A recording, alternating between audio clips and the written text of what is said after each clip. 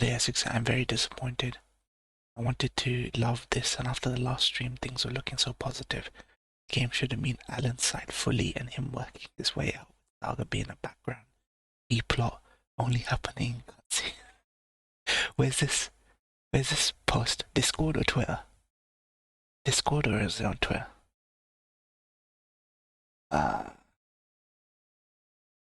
They say we're seeing a correlation here, guys.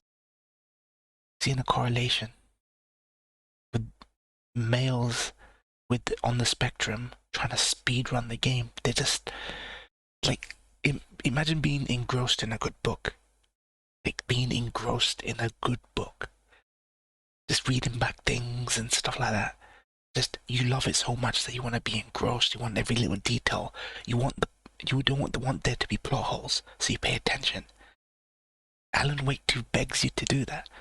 But man's speedrunning it like they're trying to finish Resident Evil 2 in like 90 minutes.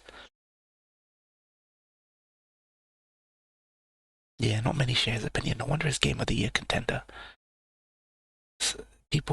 I know people want their games to be passive, like passive entertainment, like switch your brain off.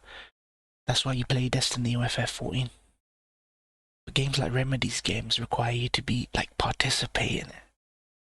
You know what I mean? I hate to be pretentious because I blame animes for being like this, where you have to read between the lines and theorycraft. But with Alan Wake, it's all there. You just gotta pay attention, man. Bimbo slag, yeah.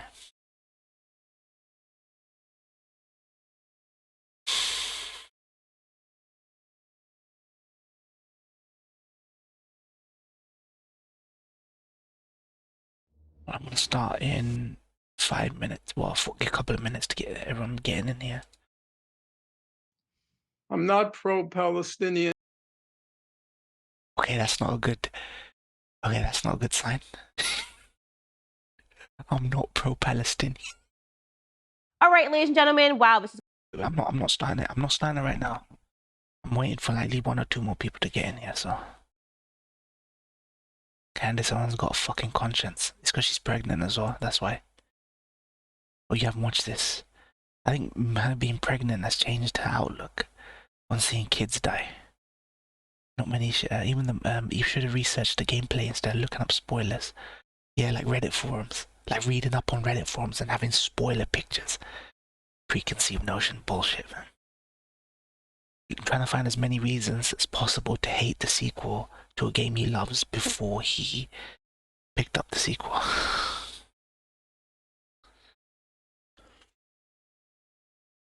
Yeah, he talks slow. He talks slow, so better not drag. She's literally 40 weeks preggy. She's going on leave now. Okay. Send on a Discord to peeps. Okay. Give it a few minutes. I'll start. It's not long. This ain't long. This is about an hour. With all the foreplay and shit, it's like an hour, so. Let me put on 1.25 speed, actually. Might make it. Let me see how fast she talks. Hold on. It's going to be the last episode before I go on maternity leave. You're going to miss me. I'm going to miss you. So what are we going to get into? Well, alright, she speaks too fast, so let's put it at 1 point speed. Ryan, I can't listen to podcasts at anything slower than 1.5 speed. Now when I listen to videos at 1 time speed, they sound like slow to me, like people are talking slowly. Okay. He talks fast, he talks slow, okay. Alright, guys. Let's go.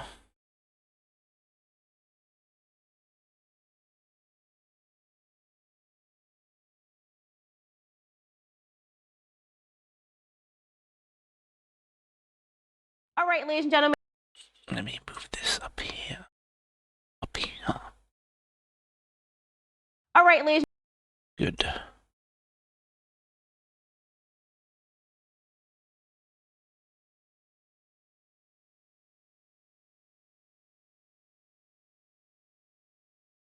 Ladies and gentlemen,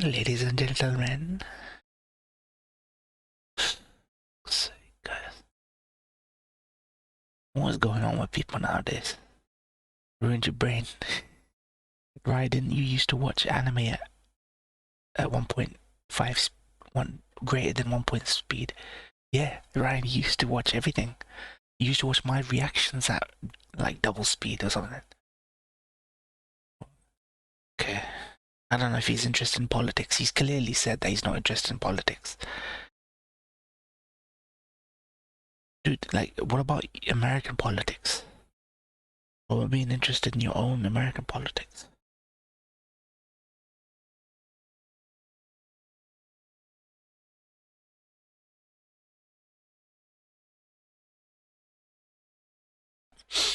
I'm here to support, but these debates do nothing for me. I was just saying, Zenith. You made it very clear. Yeah, you made it very clear.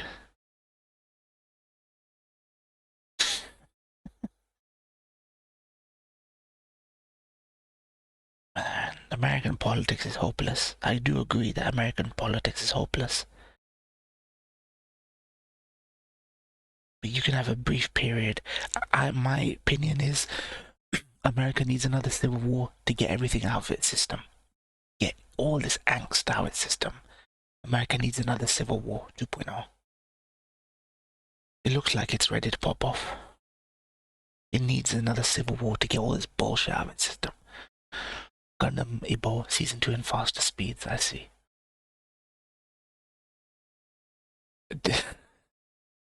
Republicans and Democrats, man. Republicans and Democrats beefing. Even if that happens and we divide states red and blue, I wouldn't want to live in either.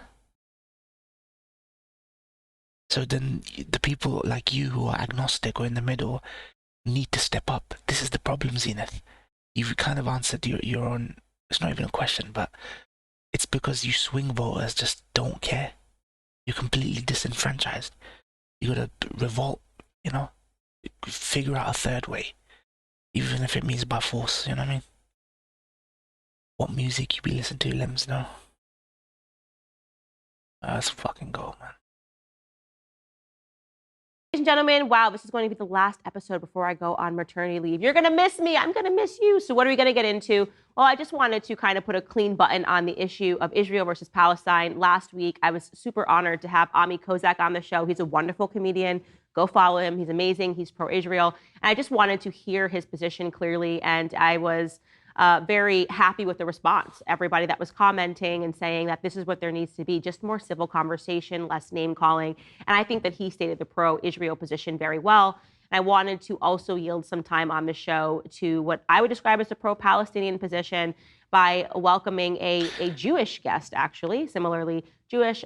His family, both of his parents pardoned survived the Holocaust, and yet he does not support the state of Israel, which is really fascinating and confusing for some people. So why not dive into it and allow Norman Finkelstein to explain what he The reason I don't care is because media spent years saying Trump was spawn of Satan and would become a dictator. Then Biden was the savior. Look where we are now. Yeah. Your politics needs more than the left-right paradigm. You need a middle way, the third way. Thinks and why he thinks it. That's what's coming up today on Candace Owens. Candace Owens. Candace.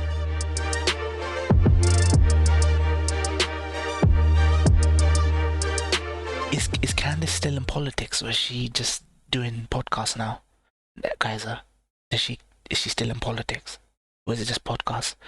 Used to listen to a lot of 80s, 90s music, but recently listen to OSTs more than anything. Yeah. All right, guys, have you heard of Norm Finkelstein? If not, I look forward to introducing you to him today. Norman is a political scientist and activist whose primary fields of research are the Israeli-Palestinian conflict and the politics of the Holocaust.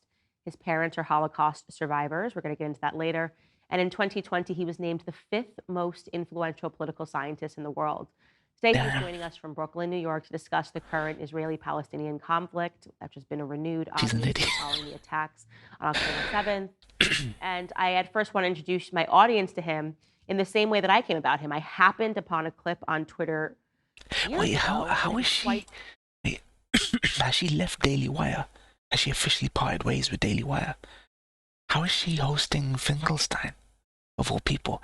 Ben Shapiro won't debate him, But she's got him on Daily Wire. What the fuck?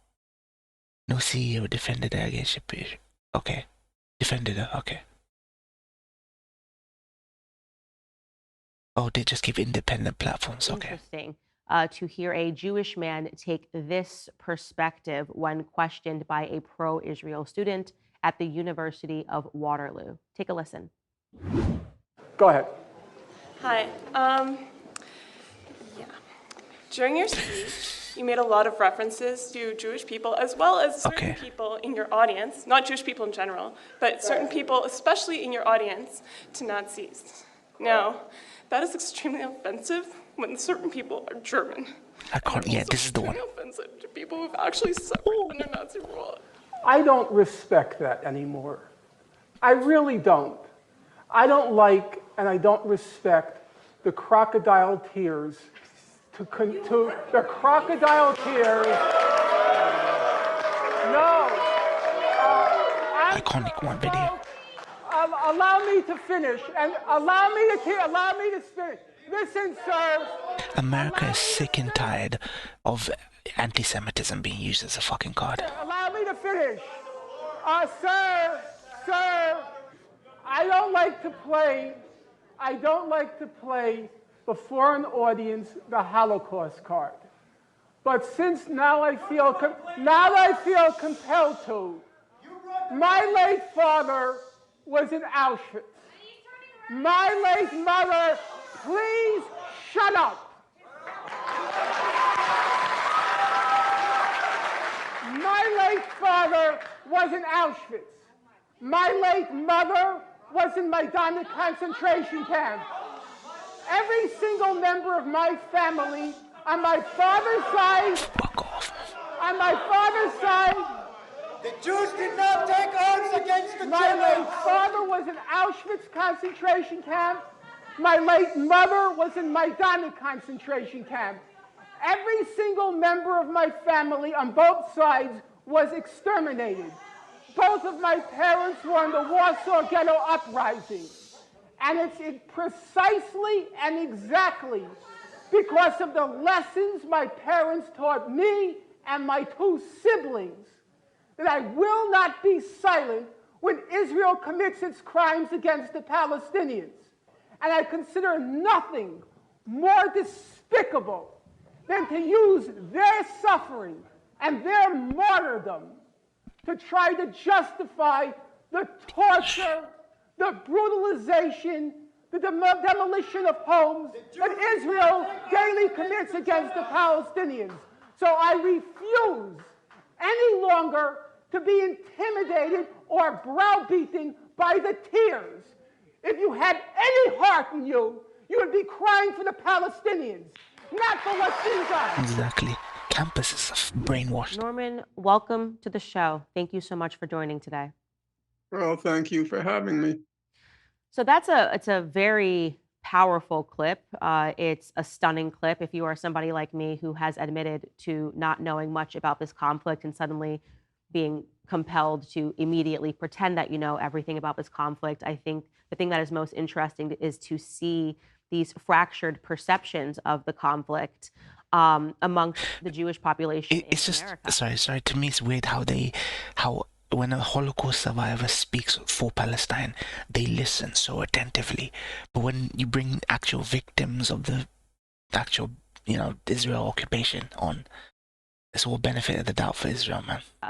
And I wanted to yield my time to the pro-Israel lobby. Last week I had a comedian, Understandable, right? Kamuy, who was very fired up, talking about how Israel has a right to exist, Israel has a right to defend itself, and talking about his horror, just the pain that he experiences daily in not understanding why more people are not coming over to the pro-Israel side.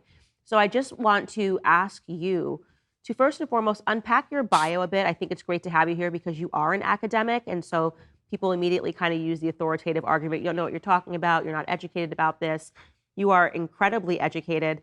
And what brought you to, as a person who was raised by concentration camp survivors, to the pro-Palestinian side? Well, I don't want to quibble over terminology, but sometimes if the terminology is wrong at the outset, then it confuses things moving forward. I'm not pro-Palestinian. I'm not pro-Israeli. I'm pro-truth, and I'm pro-justice. If the truth is on the Israeli side, I will support Israel. If justice is on the Israeli side, I'll support Israel. And the same thing goes for the Palestinians. I've spent the greater part of my adult life, you can say beginning 1982, so it's more than 4 decades, researching, studying the Israel-Palestine Ryan, is he still banned from Israel? Is he still banned from Israel? Because I remember he tried to go to Israel many times, but they turned him away. Is he still banned? Is he allowed? And it's my conclusion at the end of that research, but already early on, that the case that Israel makes for its crimes are in large part fabrications, misrepresentations, and distortions. And on the other hand, the Palestinian case is very strongly supported by the evidence. And when I speak about evidence, I'm not talking about what Hamas says any more than when I speak about Israel. I care much about what the government says. If you're serious about these sorts of things, the first thing you do is you try to search out sources which have a certain amount of credibility. So when it comes to the Israel-Palestine conflict, let's say the human rights dimension, you look at what respected human rights organizations have to say. Exactly. Human Rights Watch, Amnesty International, you don't gotta listen to IDF, and you don't gotta listen to Hamas's stats. The human rights figures all in favor of those casualties on the Gaza side. The main Israeli information center for the occupied territories. You look at what the evidence shows, not based on biased sources or naturally biased sources, but on the available evidence. And I try to be a strict adherent of the 2 principles of truth and justice. And that's where I landed. And I think that's frankly where most of the world has landed. And it's also, incidentally, but not trivially, it's where a large part of the young Jewish population has landed. If you go to the demonstrations now, the ones have garnered the headlines, say the one still in a minority Grand though, Central right? Station was overwhelmingly Jewish, was organized by Jewish organizations, young people mostly, but not entirely. The Statue of Liberty demonstration, again, it was Jewish young people who organized the demonstration. So this idea that it's somehow polarized ethnically is belied by the facts. Now, I will wholeheartedly admit that when I first started out, we were a handful of people, Jews, who opposed what Israel was doing. But the spectrum has radically changed in recent years. I'm just one among a large number, a sea of Jews who oppose what's going on, not because they're self-hating, not because they're indifferent to the fate of Israelis, but because the evidence is overwhelming. And it's impossible. You start out by saying you're not knowledgeable about the topic. Fair enough, there are 10,000 topics I'm not knowledgeable about, and where you have much more knowledge. I'm quite certain of that. But this is not a particularly complicated situation right now. Exactly. The Israeli government is openly, unabashedly, flagrantly, blatantly, it's declared a war of genocide on the people of Gaza. That's not exaggerated language. The Prime Minister of Israel said in a speech which has been reproduced everywhere, he said, this is a war against Amalek. referring to the Old Testament. And what's a war against Amalek? Well, just open up the Old Testament. It obliges because this becomes Israel. this becomes inconvenient for Christians as well. It doesn't just become inconvenient for Jews. This becomes inconvenient for Christians because Christians have to agree with it because it's in their own Bible. They compile the Old Testament and the New Testament, but they still 100% agree with the fucking Old Testament. So it becomes so inconvenient for Christians to hear this. To kill every man, woman, and child. That's what it means to invoke a war against Amalek. Holy war. Can there be any doubt? Now, I mean this seriously. Can there be any doubt in the minds of any objective observer when Israel declares a policy of prohibiting any food, water, fuel, or electricity from entering Gaza? If that's their declared policy. Now, I know that you're an expectant mother, so bear in mind what that means to you. Now, Ms. Owens, I'm not sure if you are aware that 1/2 of the population of Gaza, its total population is 2.3 million, about 1.15 Give her million respect. are children. They're like the child Isn't she Mrs.? that you have. She's got dad, right? And the child that you are expecting. Mrs. Owens. Now, some people will say, I'm playing on people's emotions. But I do not believe that you as a mother would say it's manipulative, it's demagogic for me to say it is not a complicated question when a country has a declared policy of denying a population food, water, fuel, electricity. That is not complicated. So I won't even allow for the option of saying, well, I'm ignorant, I don't know.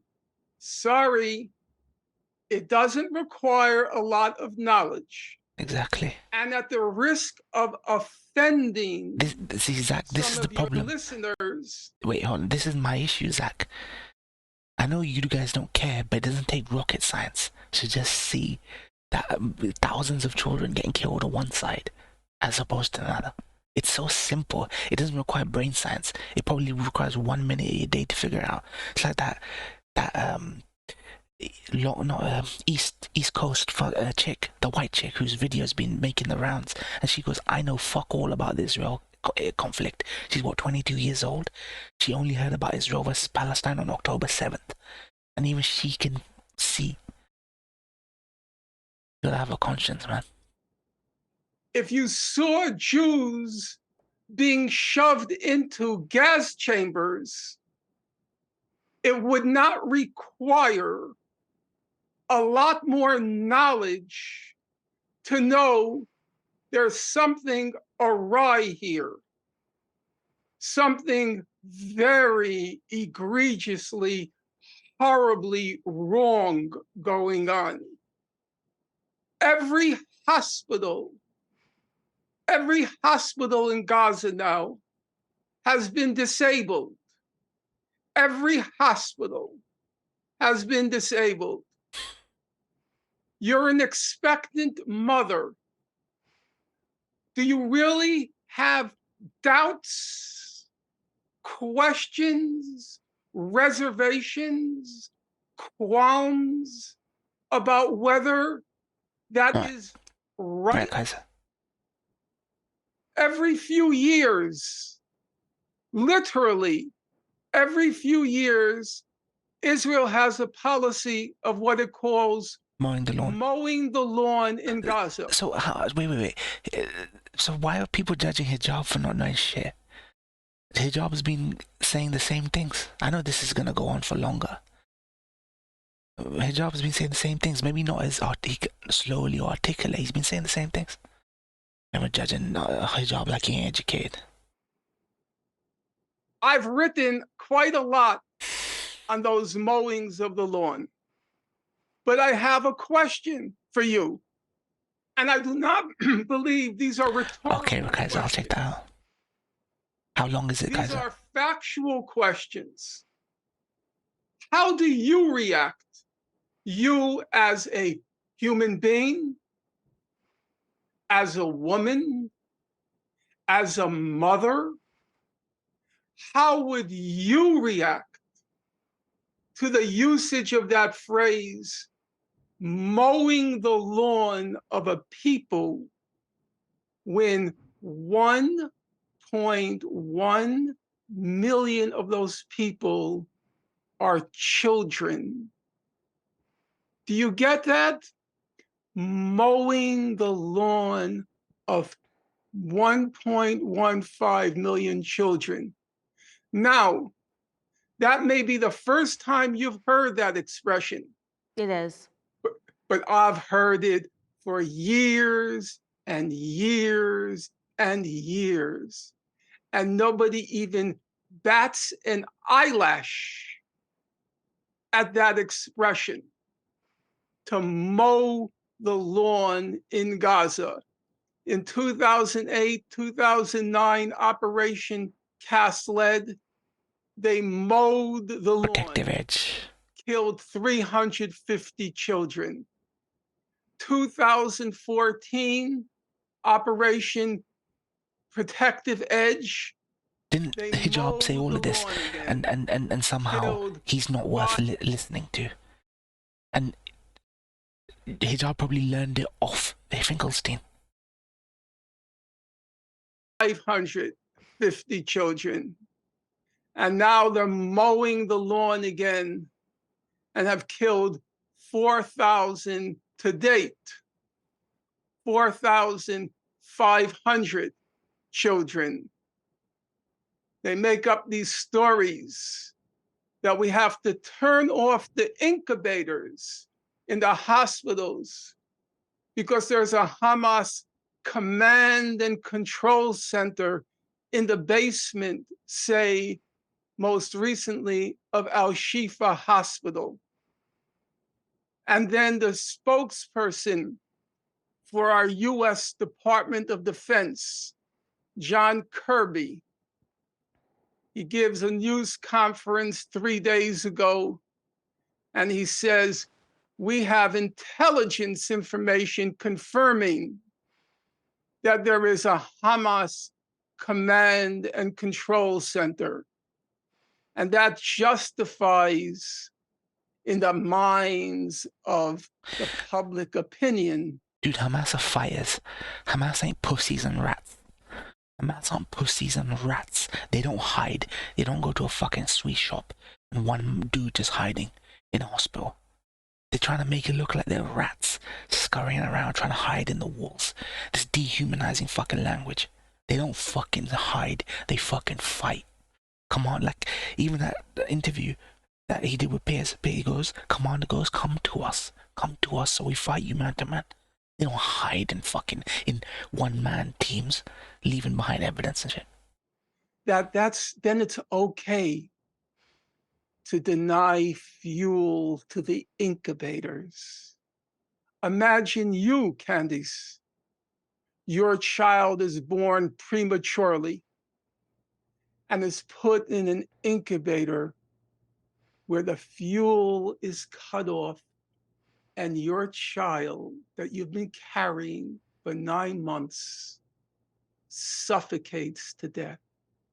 Was there a Hamas command and control center in Gaza? Answer, no.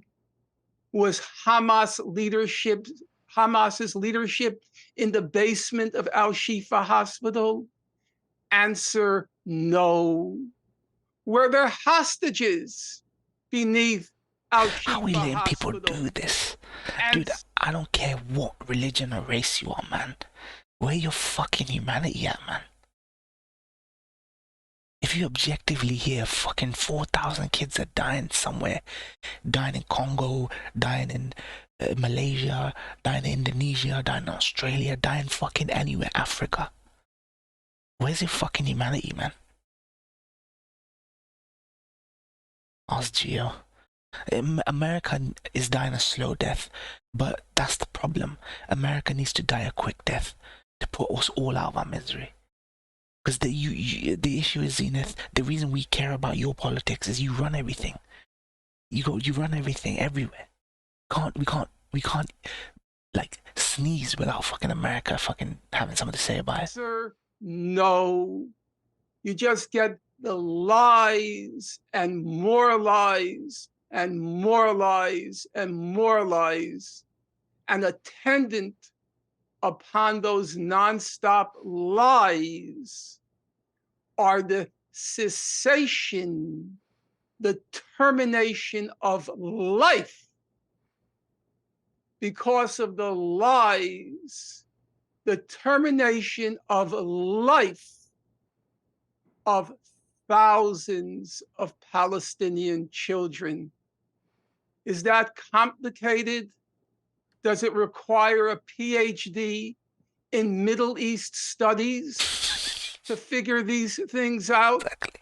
In my book, it's not complicated at all, Zenith. It would take you like a minute of the day just to be politically conscious that 4,000 people are dying somewhere in the world and America's bankrolling it. That's all you need to know, Zenith. For you to be worried about the people that you vote for. Not just you, but everyone who's like in the middle who doesn't subscribe to Republican, Democrat. People in the audience, and maybe that's why I react as I do when I see these things unfold before my eyes. It's as complicated as Jews, like my parents' mother on both sides, father on both sides, sisters and brothers on both sides. It's as complicated as my family, except for my mother and my father, being shoved into gas chambers. That's how complicated it is in my eyes. That government in Israel, in cahoots with our own government, spread the lies about Hamas's command and control center to justify denying the fuel for the incubators. Now, I'll tell you something, Candace. I live in an apartment building. I go into my elevator, and there will be a parent with the kids. And I look at the kids, and like an old man that I am, I say hello to the kids, smile to the kids. And all of a sudden, I get overcome with this sick feeling because I look at the kid and then I see those pictures from Gaza. I see those incubators. With all due regard to your audience, sorry, not complicated. So I just want to say in defense of my audience, they are very receptive to conversation. I have built this platform talking about different sides. I mean, I take a lot of contrarian positions, and I think my audience, I'm constantly covering, past CIA operations where the public was lied to. I have, critiqued even our own response and the killing of, 1 million Iraqi civilians over perceived weapons of mass destruction that were never found. So I do want to say that my audience is not That's where the money comes from. Very open to conversation, just in defense of my audience. And the second thing I want to say is that I didn't mention your academic credentials at the top of the audience at the top of the show because I felt that people needed to go, oh, well, he's allowed to say what he's allowed to say. I actually said that to push back against people saying that I wasn't educated and I wasn't allowed to ask questions. And so I'm saying, okay, well, he's educated, he's Jewish. Is he allowed to ask questions and present a different side? Just to let us skip through that process. Not to say that people require a degree to feel something. I mean, if you know anything about my story, I don't think that. And if you have followed my commentary, I am very struck by the lack of inhumanity that I am seeing from both sides.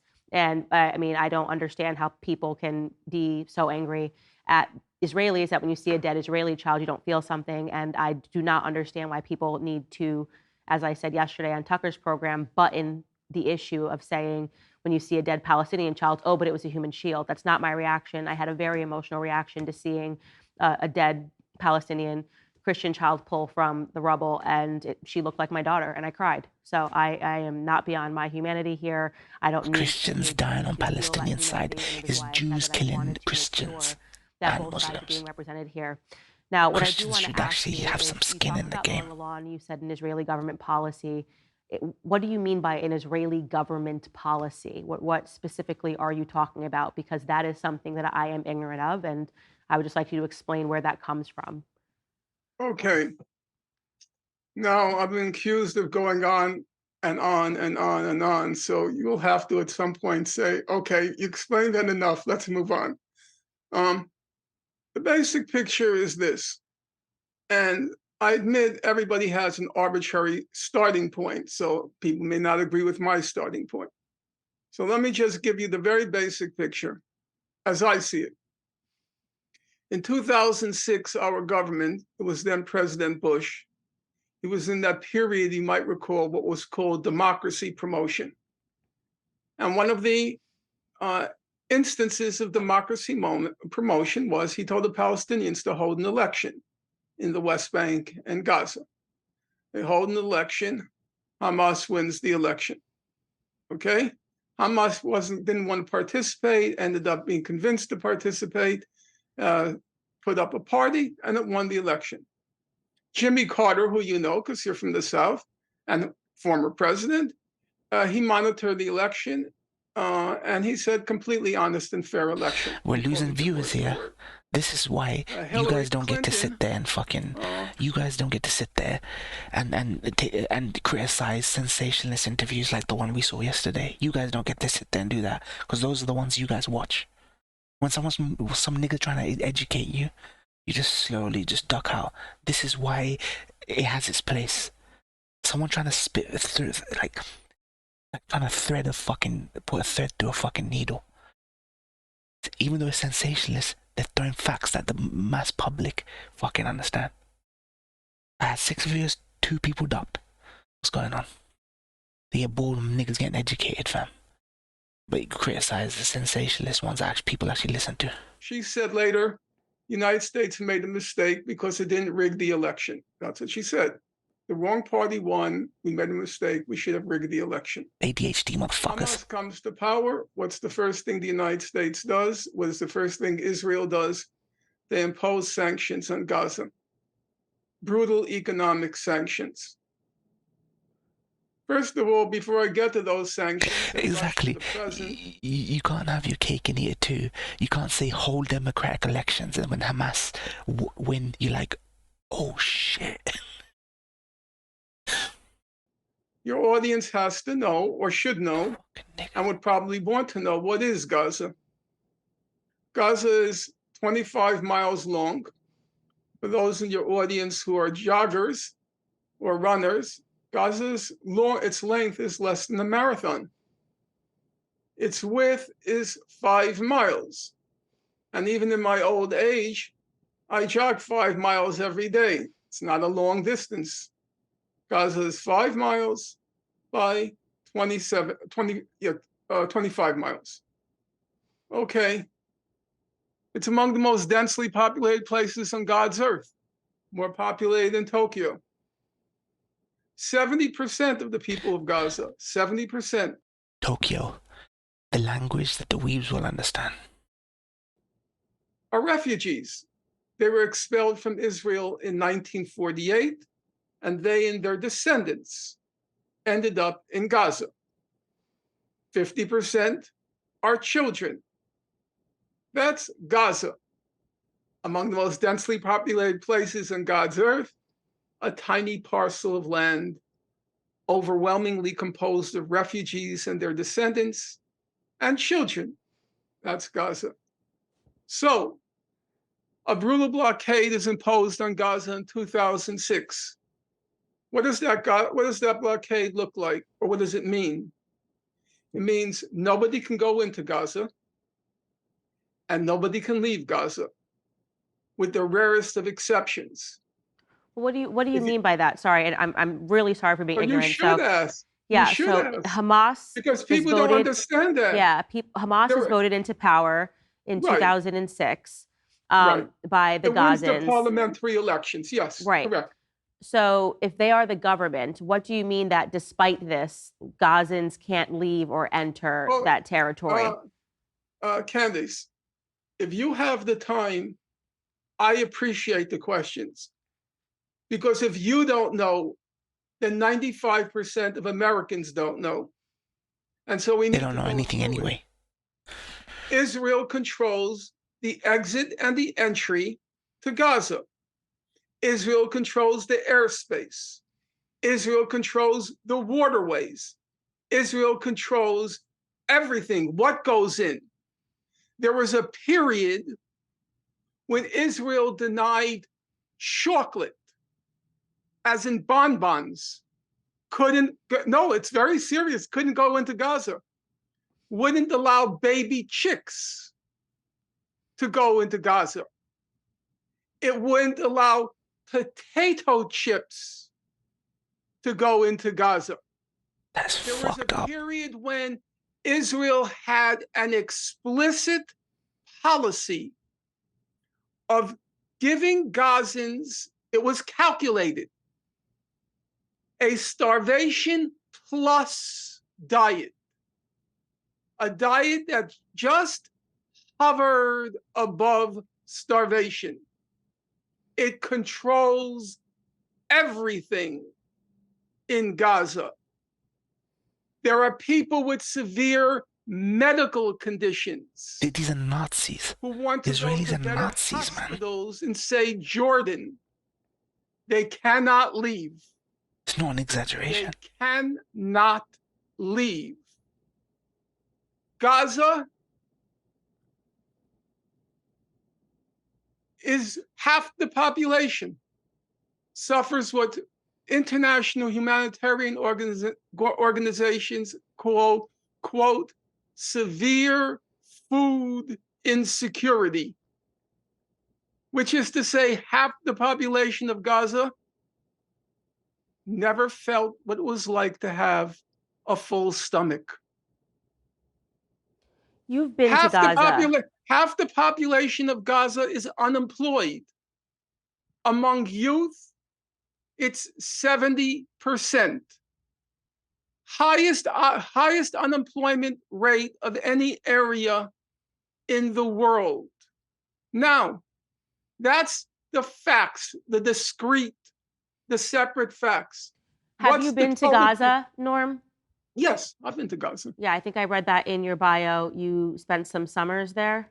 No, I spent summers in the West Bank. Okay, so not in Gaza, but in the West Bank. I took two trips, I think, to Gaza. But at my age, I can't even remember how many times I was there, but I think I was there 2 or 3 times. Yeah, 3 times. In any event, if you take all the facts together, what do you get? David Cameron, the former Conservative Prime Minister of the UK, he described Gaza as an open-air prison. Wait, which Prime Minister is he talking about? Prime Minister David Cameron. Oh, David Cameron? Conservative Prime Minister of the UK. He described Gaza as an open-air prison. We need Cameron back, and the reshuffle might bring him back. One of the senior officials, I would like your audience to listen, planted in your mind. One of Israel's senior security officials, Giora Eiland, E-I-L-A-N-D, still a very prominent figure in the Israeli security establishment. In 2004, before the blockade, He described Gaza as, quote, a huge concentration camp. That didn't come from some Hamas propaganda leaflet. That was and is a senior official in Israel's security establishment. In March 2004, he described Gaza as a huge concentration camp. Now, I want to bring it up to the present. Number one, it's not just a concentration camp, it's a killing field. Because every few years, as I've already said, Israel goes in and mows the lawn in Gaza, kills in Operation Cast Lead 1,400 people, Operation Protective Edge 2,200 people, and that's leaving aside a slew of other operations.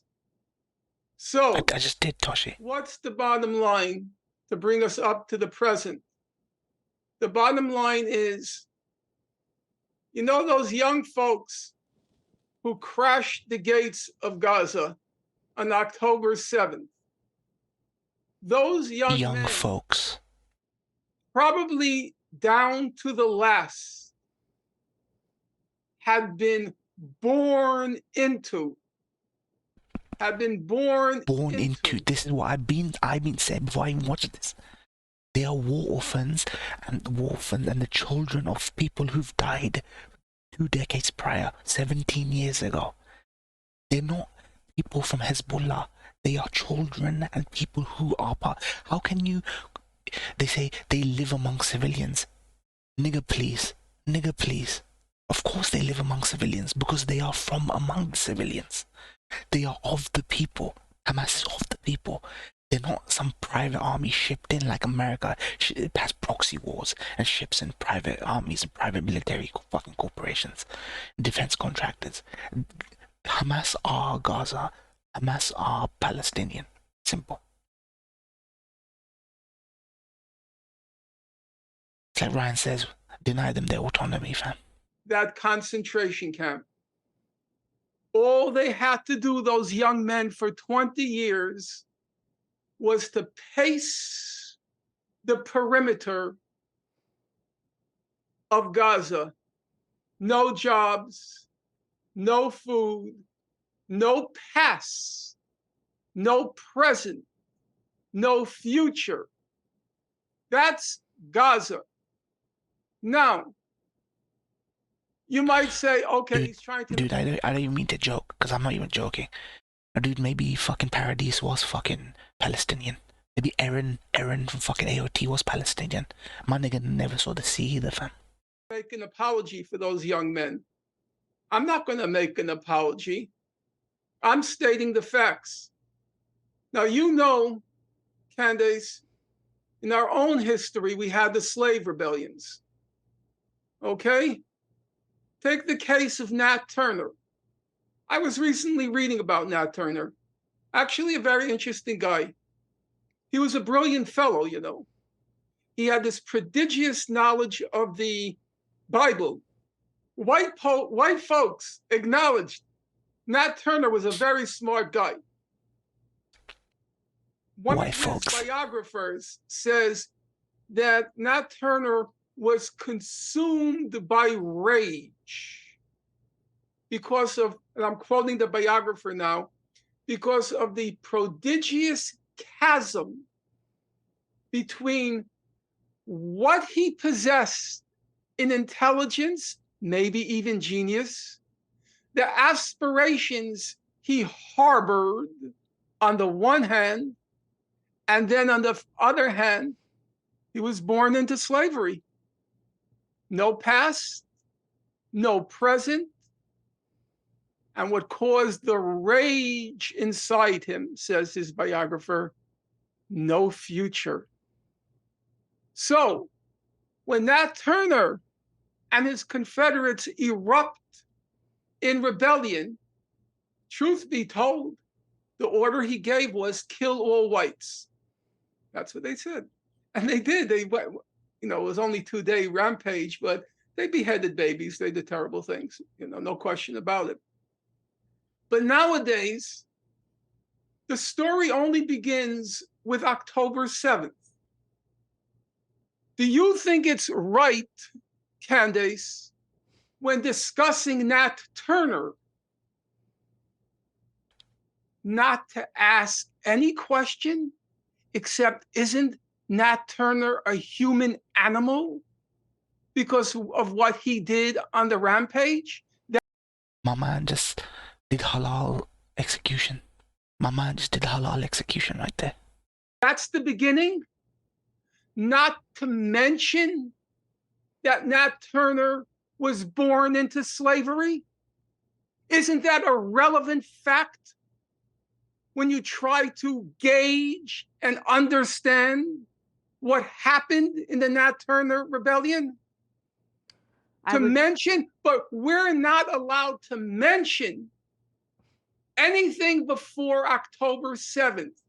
We are not allowed to say that those young men were born in a concentration camp.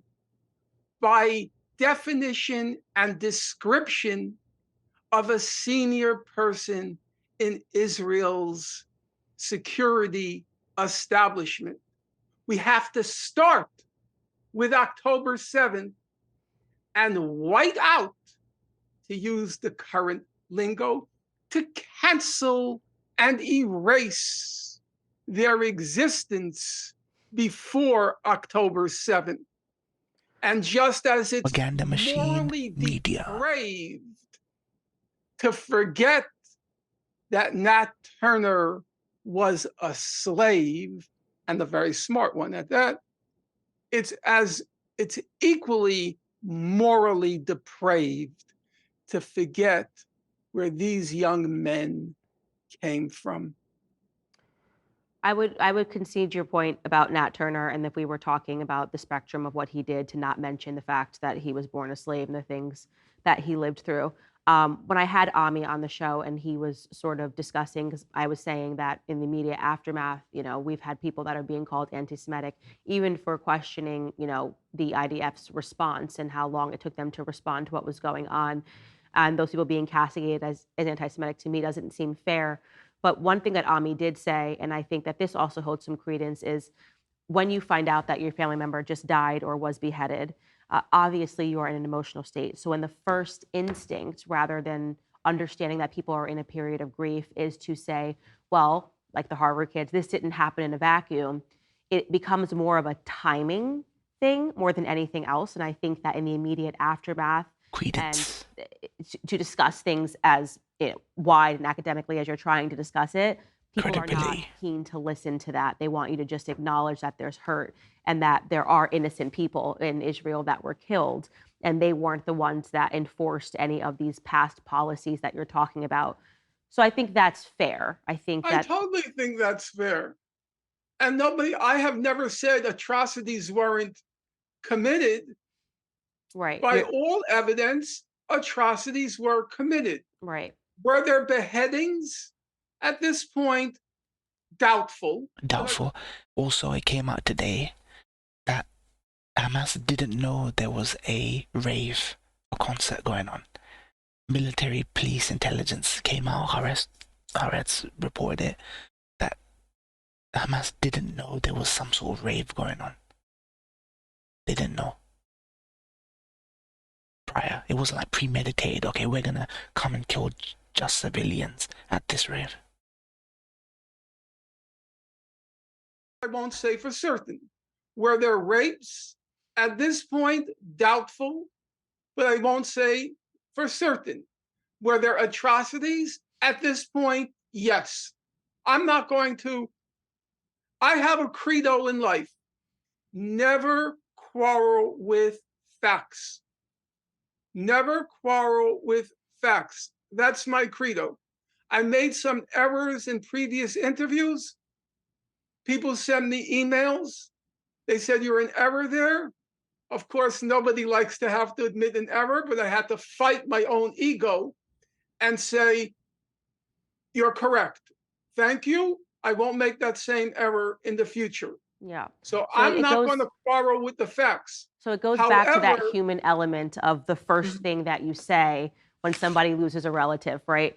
And sometimes the timing of, even like I said with the Palestinian children, they're like, well, Hamas, and I'm like, that seems so inhumane to me that you are saying this is a human shield, not recognizing that someone is holding your child crying. And I think to the same, you know, like I said, I want to give credence to the fact that totally immediately following it, when the first thing you say is, oh, well, I know that your Israeli child is missing or dead, but, you know, let me humanize the people that did this to them. I think that that gets a little like for some people, and then it kind of sparks this mass confusion, because in the same way that I have said that every single person that is showing up to a pro-Palestine protest, or, you know, is showing up and saying or calling for a ceasefire, has been wrongly described as pro-genocidal, pro-Holocaust. I think it's actually sloppy to say that when you see that many protesters anywhere. I would also say that when we just saw this march in Washington, the pro-Israel protest, that whether you believe that these people are not educated or you believe that what's happening is wrong, the majority of those people that showed up, do you, and I'll ask the question to you, really believe that each and every one of those people that were in DC wants the Palestinians to be genocided? Or do you think that they believe that they are fighting for a just cause? Okay. Israel has made not one, not two, not 10, not 20, in its various leadership capacities, genocidal statements in the last 7 weeks. That's number one. Okay? I have two friends, Yaniv Kogan and Jamie Stern Weiner.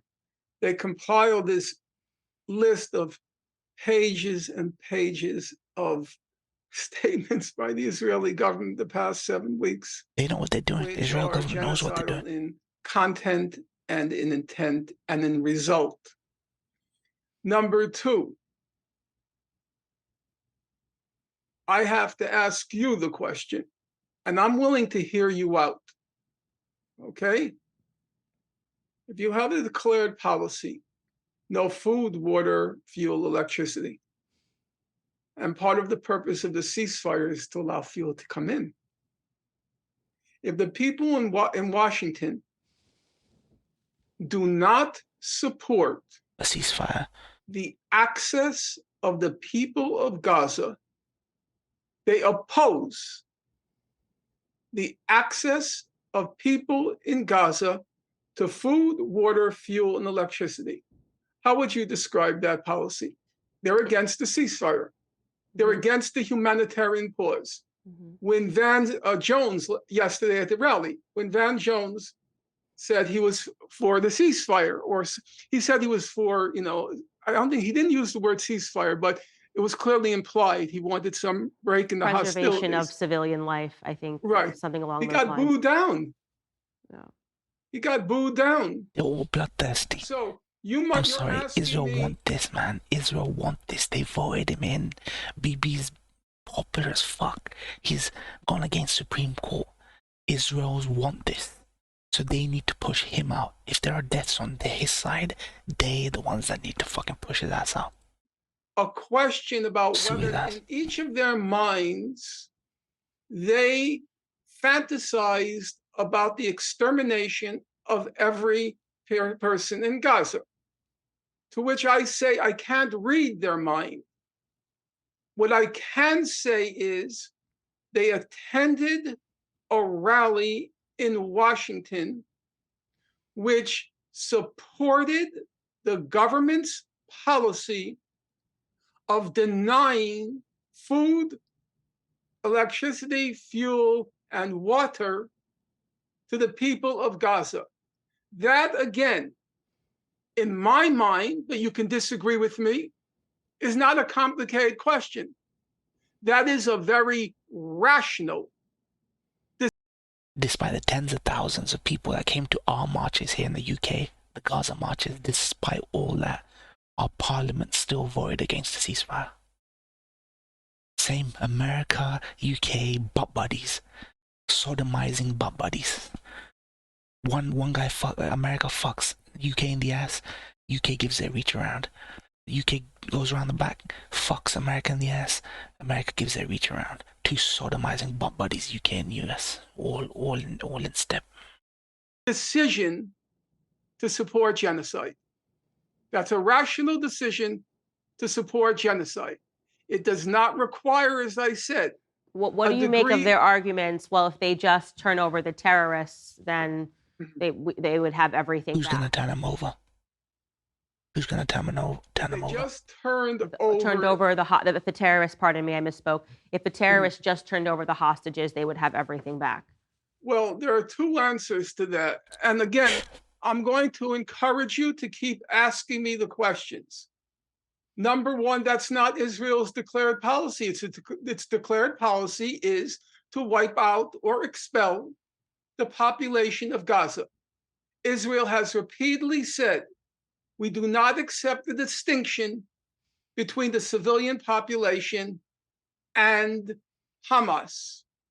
They have repeatedly said, we are going to flatten everything in Gaza and turn it into a tent city. You can find numerous statements. So it's not true that the goal now is to return the hostages. But for argument's sake, let's agree that is the goal. I'm all for freeing the hostages. However, all the hostages, the 240 Israelis being held hostage, and the 2.3 million people of Gaza being held hostage, who have been held hostage for 20 years. Yes. So free the hostages, free all the hostages. By international law, that blockade of Gaza is a crime against humanity. Under international law, there are three kinds of crimes. One, you of course know, war crimes. And then there's a second kind called crimes against humanity. And then the third crime, of which you of course know, genocide. What's happening now in Gaza hovers between a crime against humanity and a genocide. Yep. So a couple of questions I want to ask you, just to push back on your point about a genocide. I had actually sent a tweet a while ago. I was actually referring to Brian Mast's commentary in Congress. Why is Saga Anderson interviewing normal Finkelstein? Such thing as innocent civilian life on one side of the conflict, to me, is abhorrent language. I covered it on my show, and I think it sets the stage. I think what he said, I hadn't heard the Israeli government say that, but because I'm always responding to American politics, it was dehumanizing, and it makes a justification for killing everyone. But what I want to ask you about your perspective on genocide. First and foremost, what would be the upside if you were the Israeli government to committing a genocide against the Palestinian people? I'm just playing devil's advocate here. Sure. You see people protesting all around. Why would you think this is something that you're going to get away with if that is in fact the goal, with everybody watching? Okay. If you allow me, there are two separate questions. The first question is whether it's a genocide. And as I said, at the risk of boring the audience, if you deny food, water, electricity, and fuel, it's a genocide. That to me is a no-brainer. However, there is the question of 5 viewers. The perfectly reasonable question. Hype up. And the reasonable question is, now it's 8 viewers. Why? Is it something in the Israeli DNA? No, I don't think so. Because God. But it is, though. I gotta agree with Finkelstein. It is in your DNA.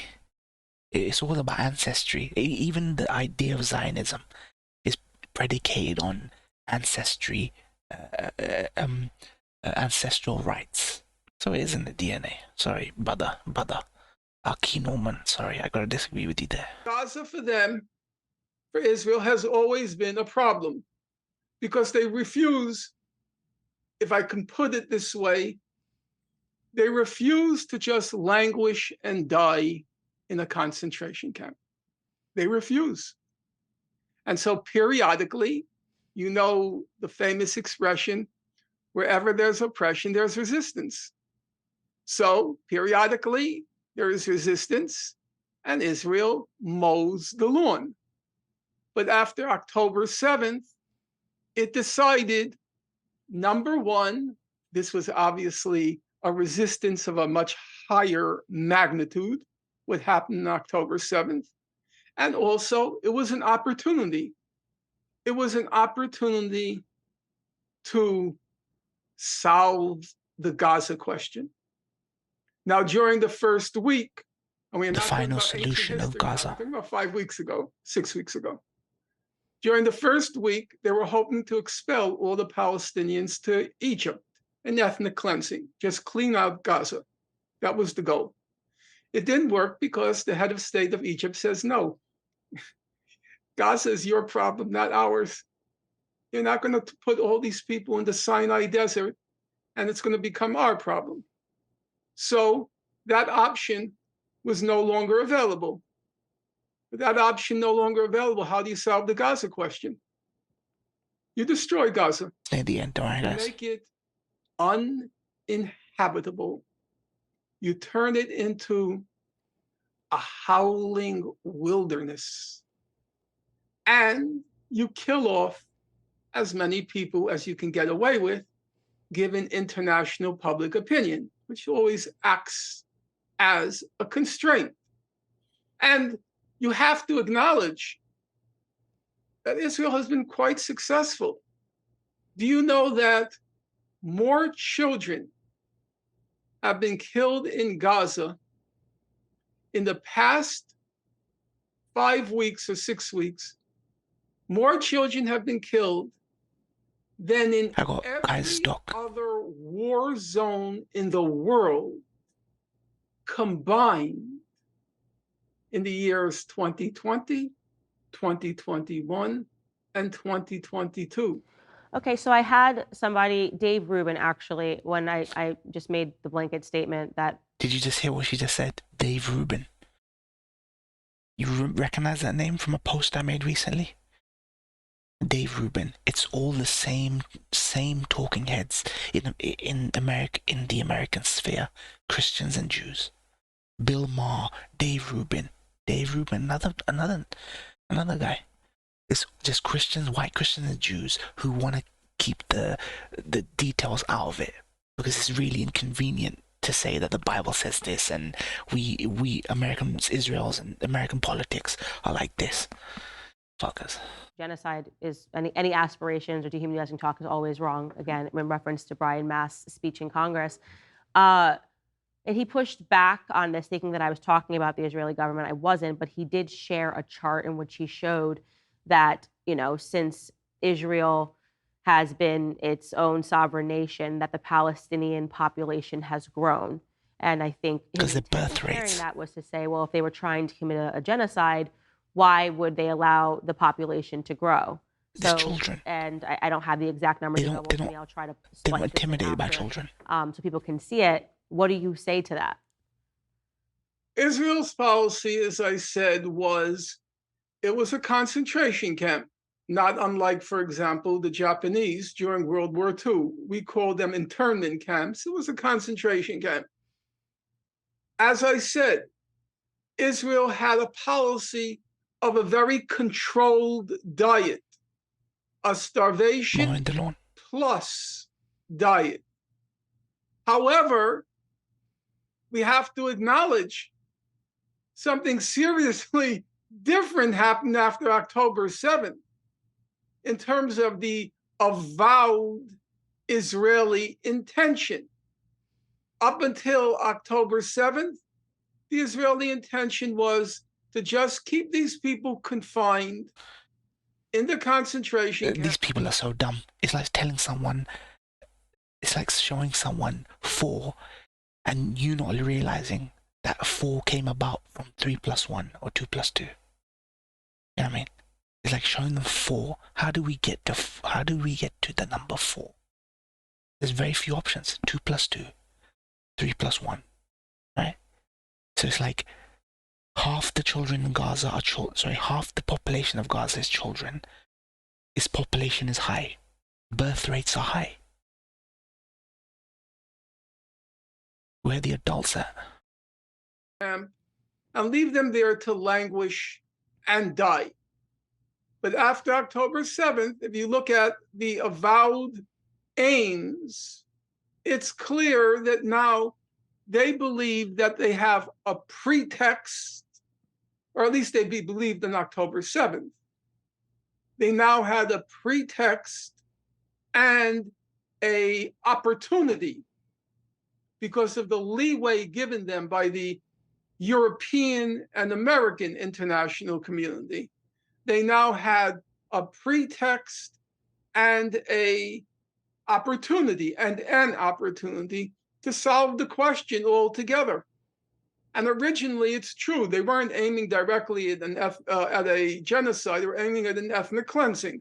And they were very open about it. In fact, Benjamin Netanyahu and our Secretary of State, Blinken, were going around trying to forgive some of the loans to Egypt from like the International Monetary Fund, because Egypt's economy is in shambles, heavily in debt. Half of its national income goes towards servicing the debt. That's some gangster more politics. Secretary right of State Blinken, Benjamin Netanyahu, they were trying to tempt the Egyptian government.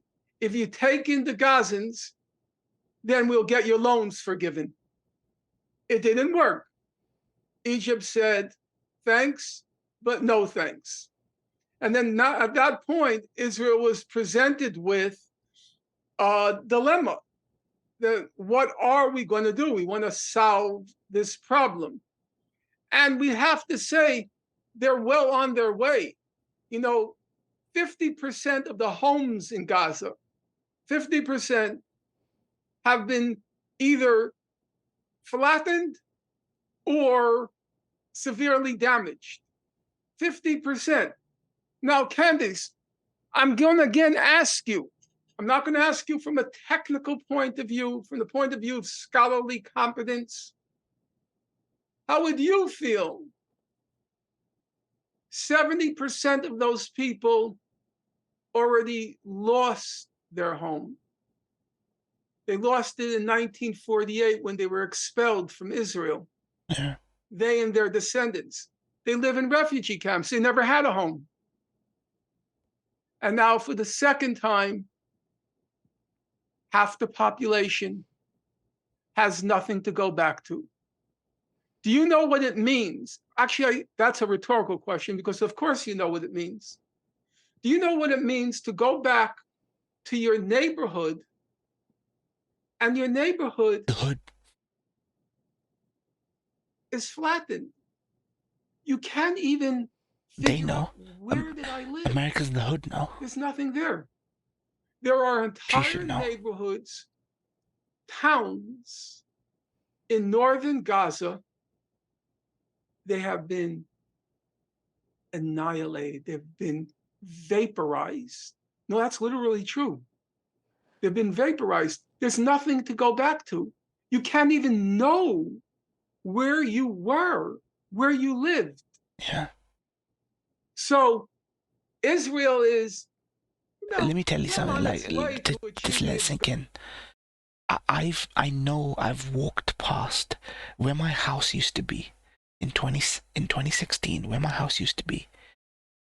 When I went back to the high street, I didn't even go back straight away. 2-3 years later, I thought for 38 years I knew where my house was. Even if they flattened everything, put new buildings on top, I would know where my house is. The land where my house is, right? When I went back there, I was like, where's my street? This new building here, where's my house? He's right when he says you can't even remember the geographical location where you fucking lived, guys. Go whether it can? No, probably not. In my opinion, for what it's worth, the propaganda disaster with Al-Shifa Hospital the past couple of days is going to cause Israel a lot of problems, because now nobody's going to believe a single word it says. It was such a big story. The Hamas Command and Control Center in Al-Shifa Hospital, and it all turned out to be a farce. I knew it was a farce. I mean, I've studied it.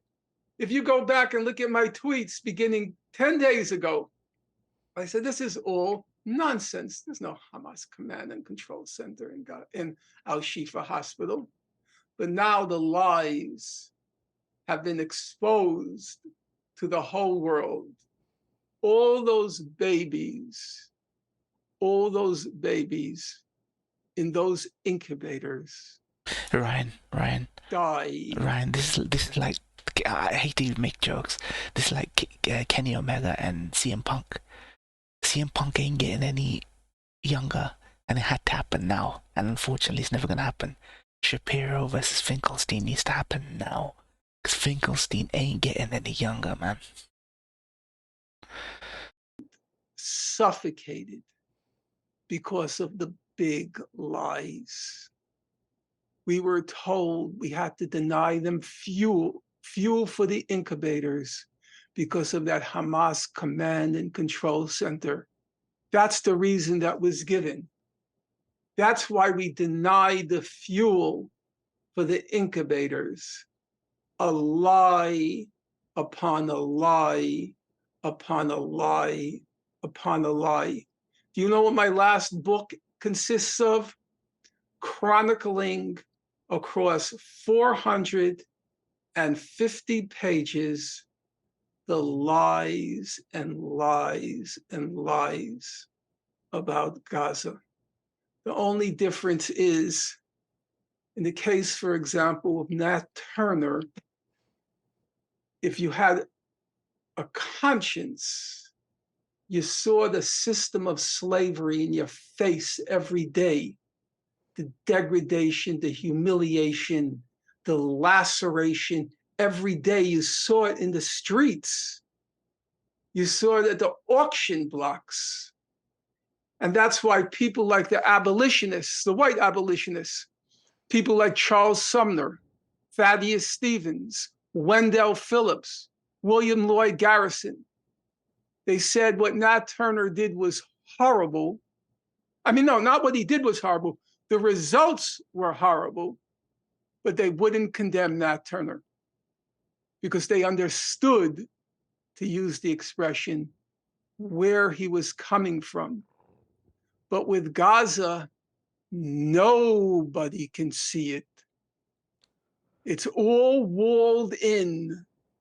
So unless you do what I do, I spent 40 years, my whole adult life, just poring over those human rights reports about what's been done to those people. But if you didn't do what I do, you really wouldn't know. That's why everybody thinks, yeah, we should start with October 7th. That's when the story begins. But you know what? That's not when the story begins. That's where the story climaxed after being born into a concentration camp and living in that inferno for 20 years. They finally resolved to revenge the curse that had been inflicted on their lives. That's the difference with the slavery. The slavery, you saw it, but not with and Gaza. You saw it end. Nobody knows. That's the difference. The world. You saw it end. There has not been an end to this. You saw slavery end. That's the big difference. Most best concealed secret. As Baruch Kimmerling, the Hebrew University sociologist, he said, quote, Gaza is the biggest concentration camp ever to exist. The biggest concentration camp ever to exist. But everybody wants us to believe the whole story begins on October 7th. Okay, so you can understand first and foremost that if you're a Jewish person and you're watching this and you're watching posters being pulled down in New York City and you're listening to a Jewish person New give York City. what sounds like a not a justification for October 7th, but it I guess how would I don't want to put words into your mouth, but how would you say what you're describing? I'm going to, Candace, I'm just going to throw the ball back in your court. If you said that, well, yeah, what he did, what happened in the Nat Turner Rebellion was horrible. 60 white people, they were, decapitated, hacked. And you said, yeah, Candace. but you know what? You can't forget the fact that Nat Turner was a slave. Is that making an excuse? When were you banned from? You are banned from Israel. Is that correct? He is banned. Twice. Well, the first time I was not allowed in was 1988. However, I was quickly able to land on my feet and get in through another entry point. And then in 2004, I was banned for 10 years, but it was renewable. And so I knew I would never get back in because the Israeli governments are moving more to the right, more to the right, more to the right. So if they banned me in 2004, they weren't about to let me in 2014 or 2024. So what do you make of the people, and this was something that Ami was saying to me, that he's been to Israel many times, I've only been once, that say that the Arabs and the Christians and the Jews are living happily together in Israel as evidence that what's happening in Gaza is unique because of Hamas and their terrorism? Bro, as I said to you at the very outset, did you say bro? There are two ways to view the problem. Bro. Repeat the statements of your side, or to look for human rights organizations, humanitarian organizations, and see what they say. The main Israeli Information Center for the Occupied Territories, human rights organizations called B'Tselem. About 2 years ago, B'Tselem put out a report. It said there's only one state from the Mediterranean Sea to the Jordan River. River to the sea. One state. It includes Israel, the West Bank, and Gaza. And they said that one state is anchored in the principle of Jewish supremacy. That's what they use. That's not my term. They say anchored in the principle of Jewish supremacy. Another human rights organization, Amnesty International, it put out a report about 250 pages. And it said Israel is an apartheid state. That's Amnesty, not me. It's an apartheid state. So I'm going to ask you a simple question. Candace herself is outspoken critic of BLM. She thinks that BLM is an embarrassment. They're not for black supremacy. Black people say we're not for black supremacy, we're for equality. Everyone's against white supremacy. Everyone's against black supremacy. We can all fucking agree.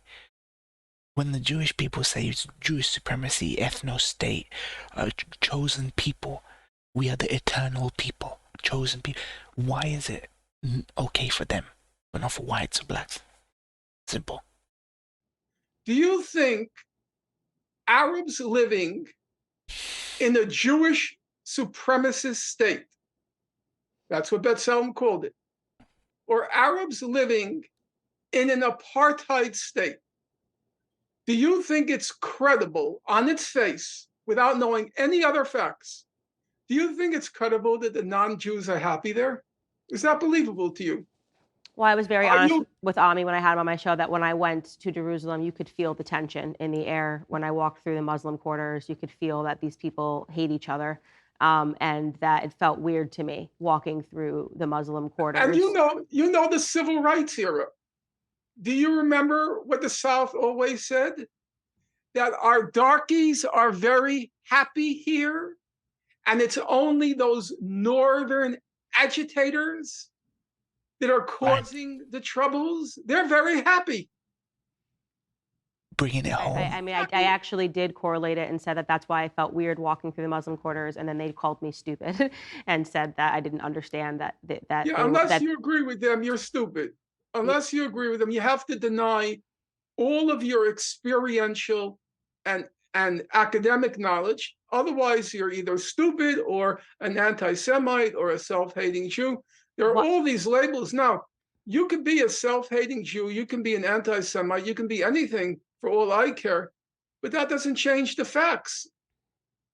I don't care what motivates you. I'm interested in truth. And I do not believe it's credible that Arabs living in a Jewish state that's based on the principle of Jewish supremacy, or Arabs living in an apartheid state, are happy. And I would say that's as credible as Black people in the South were happy during the Jim Crow era, or even the era of slavery, where they said, you know, these people are children, they're not yet competent to govern their own lives, so we are doing them a favor by enslaving them and preparing them for civilization. Is that credible? Is it credible that a slave would be happy in that condition? Is it credible that somebody living in a Jewish supremacist state would be happy? Is it credible that someone living in an apartheid state would be happy? That's not credible. May Allah bless Norman, really quickly, first off, why were you May Allah bless Norman. Oh, they don't tell you. Okay. They're not obliged. You know, it's a sovereign state. They can say, you're not coming in. Yeah, in the same way that if I apply for a visa to China, they can say, you can't come in. I mean... Yes, well, I can't deny them that right, that any sovereign state has the right. In this particular case, they didn't say so. As a final question to you, because I know that we're running up against time, do you deny that the Jewish people that there is an existential crisis facing Jewish people right now, and that they have a right to exist, that the Jewish state has to exist because of past discriminations against Jews being exiled throughout history? What is your take on that? Candace, I'm not flippant in my beliefs, and I have to weigh all the evidence.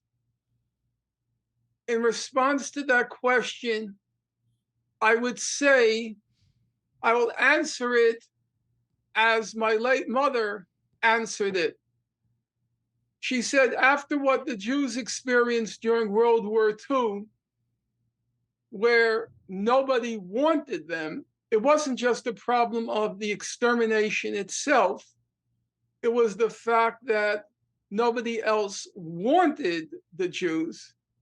She was emphatic in her belief that the Jews needed some kind of homeland.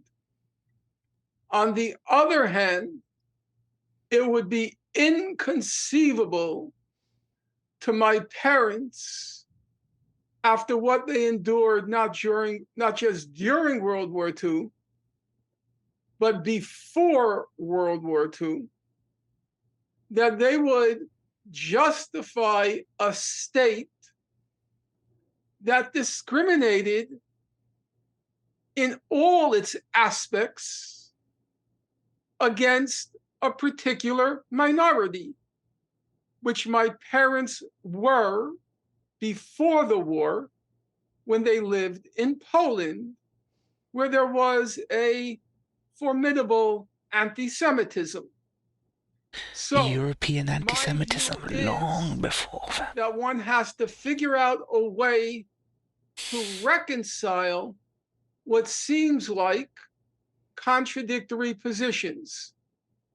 I won't call it the right, I would call it the consideration of a place where Jews feel a place of refuge, with the absolute equality of rights between all citizens of that country.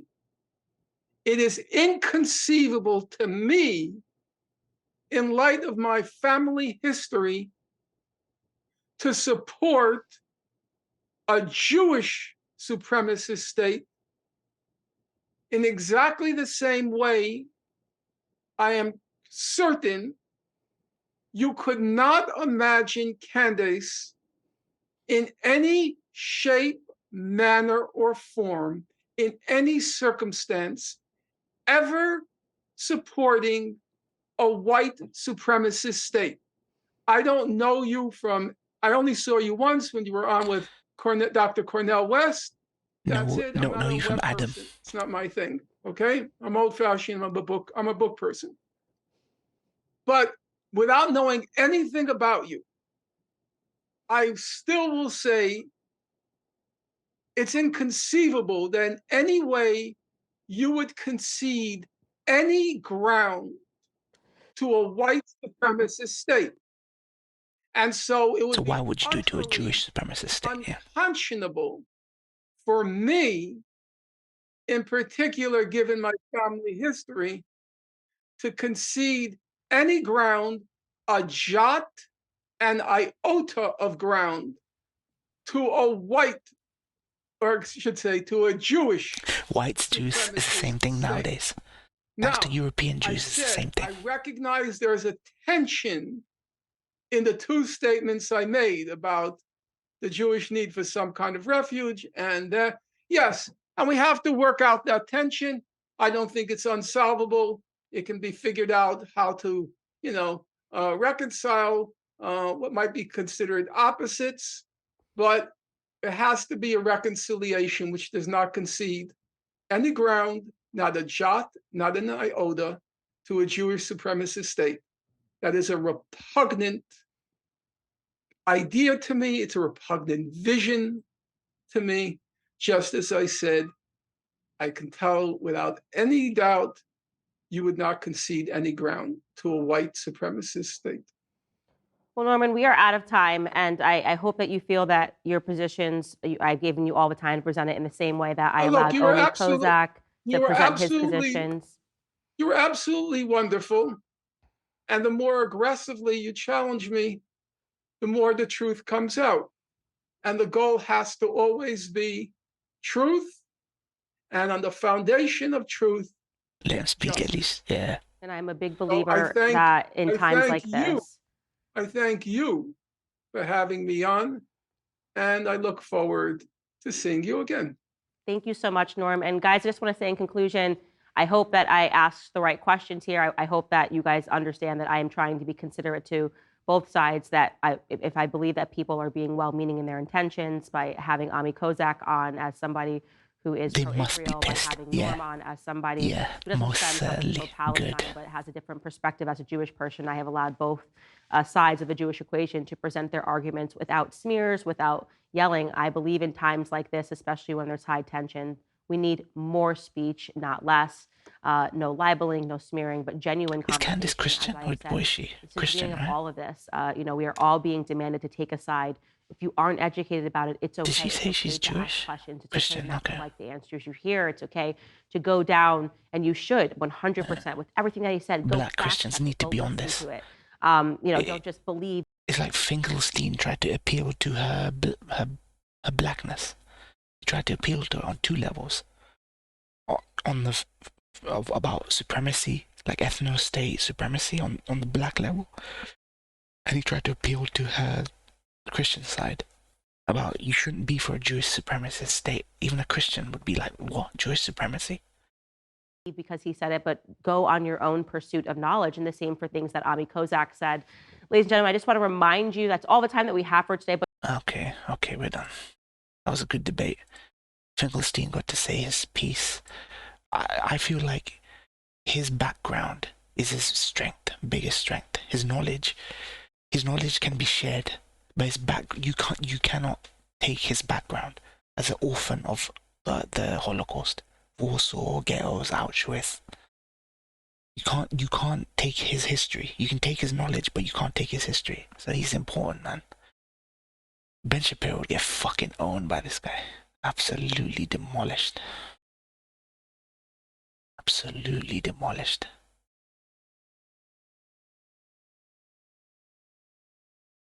His mom was like, we need a homeland, but not at the cost. And he says, not at the cost that's being paid right now. Love it. That's why he always avoided him. Yeah. Dude, we need Finkelstein on Shapiro. We need Hijab on Shapiro. We need Shapiro against anyone, low-key anyone. Shapiro will get fucking owned. He get demolished. All he does is talk to himself. Carbon copies of himself.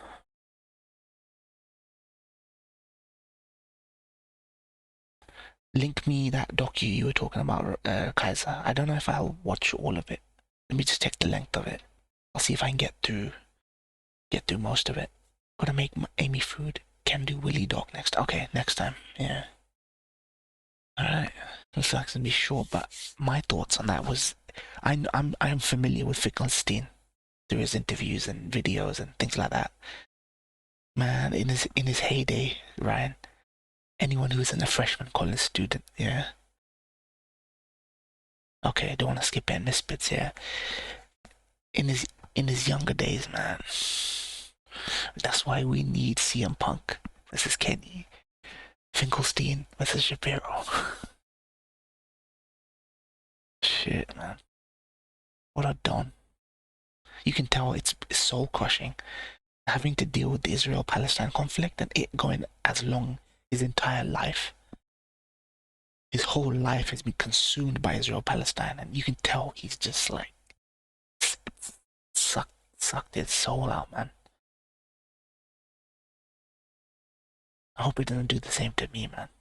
Depressing every time I hear about it, so. Alright guys, 7 viewers. Only Kaiser, Ryan, and Toshi.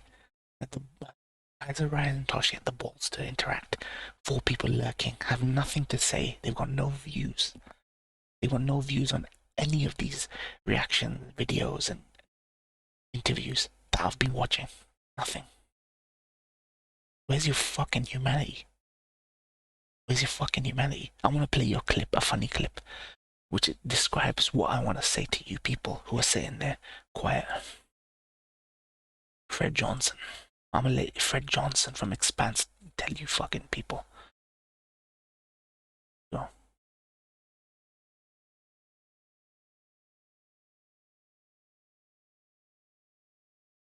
Where you humanitarians at? Where you humanitarians at? Wait a sec. What's the name of the Fred Johnson? Who's the actor?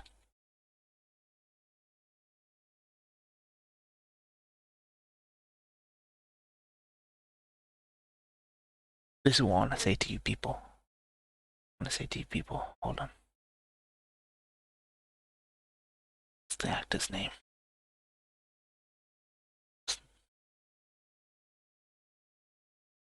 What's that fucker's name? Chad L. Coleman. Here we go.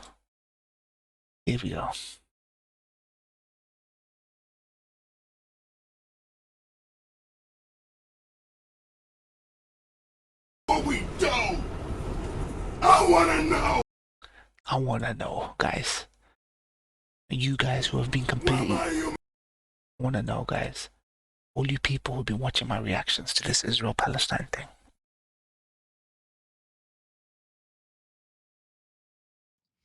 I'm not. What we do? I wanna know where my humanitarians are. Yes, I'm Chad L. Coleman. I'm on the wire, The Walking Dead. I'm not trying to fucking play no game with you. I'm telling you the truth. Where my humanitarians at? You want me on TMZ? Recording for you. And when you finish recording that shit, tell me what the fuck you mean. My name is Chad L. Coleman. Where my humanitarians at? The Walking Dead. I'm not faking it. Where is your humanitarian? Where is it, brother? So don't tell me I'm making this up. A humanitarian. If you care, fucking care. If you care, fucking care. So you 4 guys lurking on my stream, where you humanitarians at? Where's your fucking humanity, guys? And that's the goddamn truth. So if you need to write about it, you need to record it, get your phone out. And when you record what I said, tell me what the fuck you exposed. Nothing but the truth. Nothing but the fucking truth. So don't come to my fucking stream if you got nothing to say. If you got no humanity in your chest for fucking Gazans and Palestinians. Dying, man. Get the fuck off my Twitch channel. Get the fuck off my Twitch channel. If you're completely indifferent to the deaths of 4,000 children, get the fuck off my channel. Dude, even Kaiser, the most inhumane person you have ever known, the fucking heart, fam, for Palestinians. Even my man has shown more humanity than you guys that sit there and judge Kaiser. You mans that lurking, that sit there and judge Kaiser, even my man over the weeks has shown more humanity, fucking children, than you niggas who fucking sit there, nothing to say. Oh, I work 2 jobs, man. I'm too tired to care about deaths of children. Wait till it's your children dying. Wait till it's your children dying in incubators. And then you're gonna come crying. You're gonna come crying. Why doesn't people care for the American population? Why don't people care when 9/11 happened? Because we see your response to everyone dying around you, guys. Alright, peace out, guys.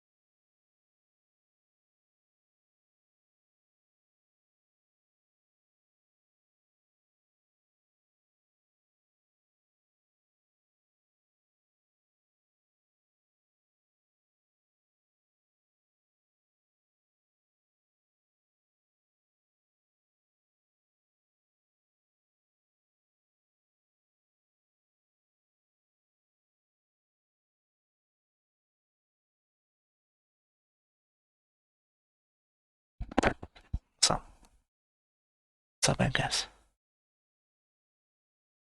What's up, MCAS? I can do the reaction next stream. My phone's dying, so I can't bring... My phone is on what? Let me show you. There. 5%. It's dying. I won't be able to look at chat. It's dying. I won't be able to look at chat. I told you I'll react next stream. I need to go charge my phone. I don't have no dual screen set up, so... Alright guys, take care, man.